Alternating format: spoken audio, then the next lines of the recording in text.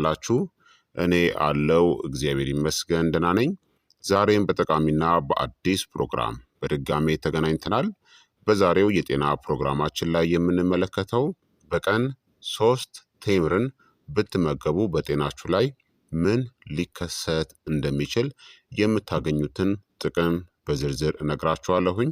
3 ቴምር ደግሞ ጎጂ ነው ወይንስ ደግሞ ጠቃሚ ነው? ለምን አይነት ሰዎች ይበዛል? ምን አይነት ሰዎች ደግሞ መመጠን እንዳለባቸው በደንብ እነግራችኋለሁኝ ማለት ነው። ይህ የጤና ትምህርት ታዲያ ለበርካታ ሰዎች እንዲደርስ ሁላችሁም በቅንነት ላይክ እና ሼር በማድረግ ሌሎችንም አስተምሩ አሳውቁላለሁኝ። ጥያቄ ካላችሁ ጥያቄያችሁን በኮመንት ላይ አስፍሩልኝ። በቀጥታ ወደ ጤና ትምህርታችን የማልፍ ይሆናል። ቴምር የሚገኘው ከቴምር ዛፍ ሲሆን በተለይም እንደ ሜድጁል እናም ኩሪ ያሉ ዝርያዎች በምግብ ንጥረ ነገር የበለጸጉ ከተፈጥሯዊ ጣፋጭ ምግቦች ውስጥ አንዱ ናቸው። በቀን 3 ቴምርን መመገብ ለአብዛኛዎቹ ጤናማ አዋቂዎች መካከለኛ ተገቢ መጠን ነው። ነገር ግን ሁኔታዎች ይወስኑታል። የደም ስኳር መጠናችሁ፣ የክብደት ቁጥጥር ግቦቻችሁ እናም የሕክምና ሁኔታዎች መጠናችሁን ይወስኑታል ማለት ነው። በቀን 3 ቴምር ብትመገቡ ምን እንደሚከሰት እነግራችኋለሁኝ። 3 መካከለኛ ቴምሮች ከ180 እስከ 210 ካሎሪ፣ ከ45 እስከ 55 ግራም ተፈጥሯዊ ካርቦሃይድሬትስ፣ ከ4 እስከ 6 ግራም ፋይበር፣ ፖታሽየም፣ ማግኒዥየም፣ ኮፐር ወይም ደግሞ መዳብ፣ አነስተኛ መጠን ያለው ብረት እናም ቫይታሚን ቢ6ን እንዲሁም ፖሊፊኖልስ ያሉ አንቲኦክሲዳንቶችን ይሰጠናል። ታዲያ በቀን 3 ቴምር ብትመገቡ የምታገኙትን ጥቅሞች ልንገራችሁ። አንደኛ፣ የምግብ መፈጨትን ያሻሽላል እናም ድርቀትንም ይከላከላል።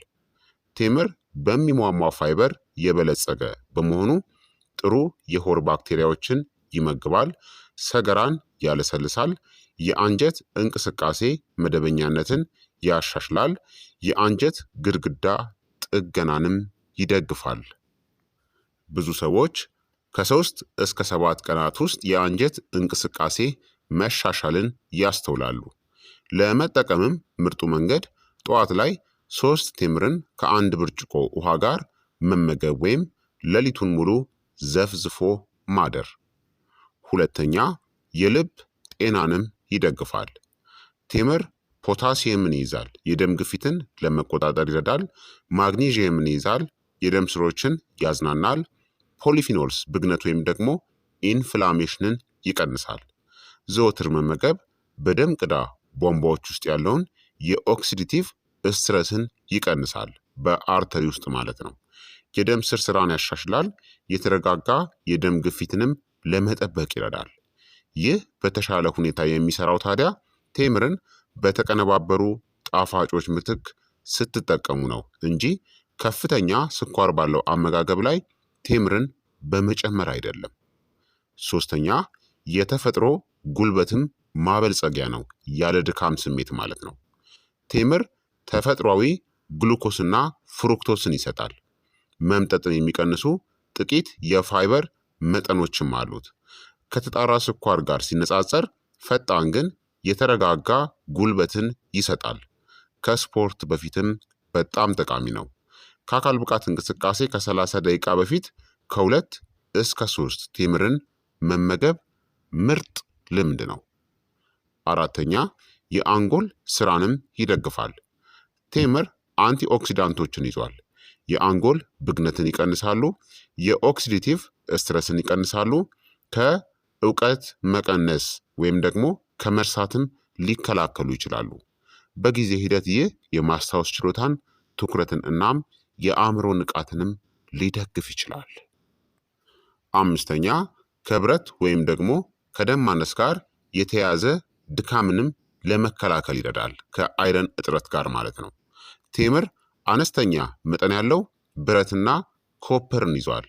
ምንም እንኳን የብረት መጠኑ በጣም ከፍተኛ ባይሆንም ዘወትር መመገብ ግን የቀይ የደም ሴል ምርትን ይደግፋል። ቀላል ለሆኑ የድካም ስሜቶችም ይረዳል። አመጋገባችሁ በብረት ዝቅተኛ ከሆነ። አንድ ሰው ከባድ የደም ማነስ አኒሚያ ካለበት ቴምር ብቻውን በቂ አይደለም። ይህን ማወቅ ያስፈልጋል። ስድስተኛ የአጥንትን ጤና ይደግፋል። ቴምር ማግኒዥየም፣ ፖታሲየም፣ ኮፐር እና አነስተኛ መጠን ያለው ካልሲየምን ይሰጣል። እነዚህ ማዕድናት የአጥንት ማዕድን ዴንሲቲን ወይም ደግሞ ጥግግትን ይደግፋሉ። በጊዜ ሂደት የአጥንት መሳሳትን ለመቀነስም ይረዳሉ። በተለይም ከ40 ዓመት ዕድሜ በኋላ በጣም ጠቃሚ ነው። ሰባተኛ የአንጀት ረቂቅ ተዋሲያንን ይደግፋል።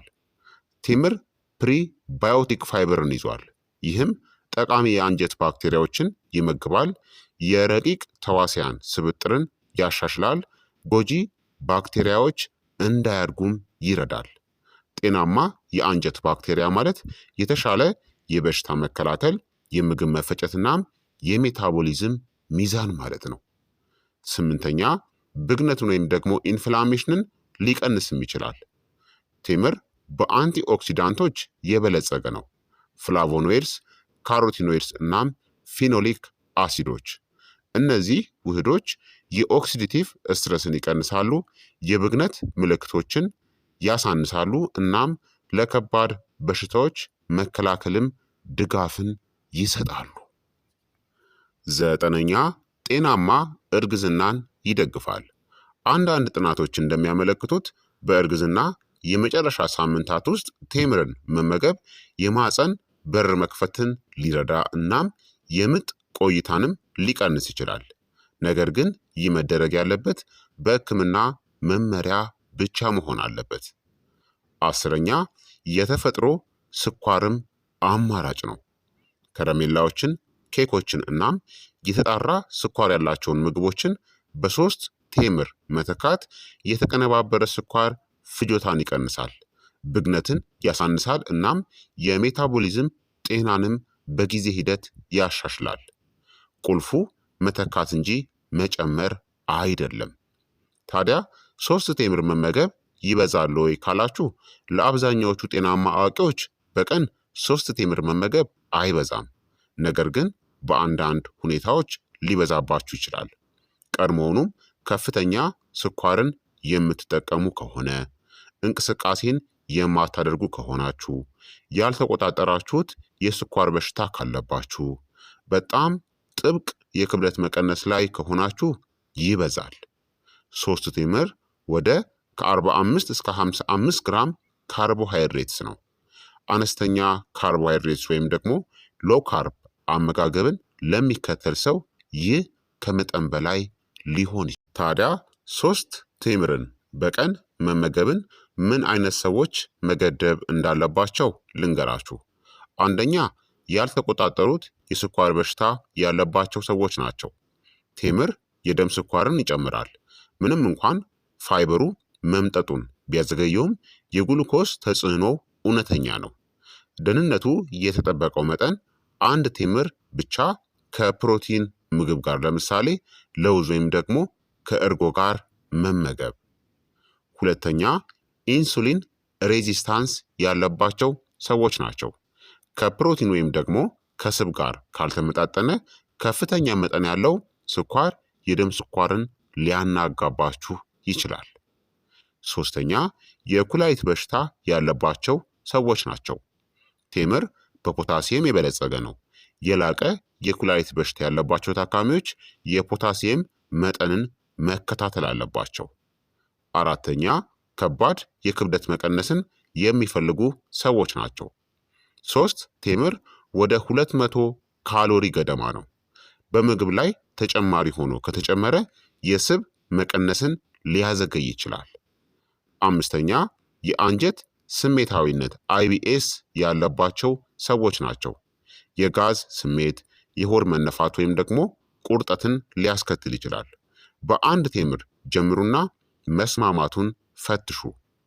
ስለዚህ እንደነዚህ አይነት ሰዎች ከሆናችሁ የቴምር አጠቃቀማችሁን መገደብ ወይም መመጠን አለባችሁ። ለስንት ቀናት ደግሞ ሶስት ቴምርን መመገብ መቀጠል እንዳለባችሁ ልንገራችሁ። ቴምርን ለመመገብ ጥብቅ የሆነ የጊዜ ገደብ የለም። ሆኖም ግን ለምግብ መፈጨት መሻሻል ከሆነ ከ7 እስከ 14 ቀናት በቀጣይነት መጠቀም እናም እያፈራረቃችሁ ከዛም እያቆማችሁ ድጋሜ እየጀመራችሁ መቀጠል ትችላላችሁ። 2 እና 3 ቀናት እያቆማችሁ ድጋሜ ለ14 ቀናት መቀጠል ማለት ነው። ለአጠቃላይ ጤና ግን የደም ስኳራችሁ እናም ክብደታችሁ የተረጋጋ ከሆነ ለረጅም ጊዜ መቀጠል ትችላላችሁ። የተሻለ አመጋገብን ለማግኘት ደግሞ ከ4 እስከ 6 ሳምንታት ተመገባችሁ ከ1 እስከ 2 ሳምንታት ደግሞ ማቋረጥ። ታዲያ 3 ቴምርን ለመመገብ ምርጡ መንገድ አማራጭ 1 ጠዋት ከውሃ ጋር ለድርቀት መፍትሄ ነው።